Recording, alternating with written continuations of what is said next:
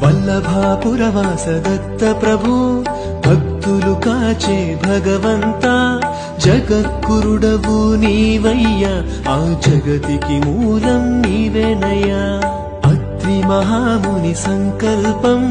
అనసూయాదేవి తపోబలం అవని పైన నీ ఆగమనం దివ్యమైన నీ విచిత్ర రూపం మునులు దేవతలందరును నీ రూపమును దర్శించి అమితమైన ఆనందమునుంది ముక్తులు అయ్యేరయ్యా ప్రణవ స్వరూప హో దేవా వేదములను ప్రబోధించి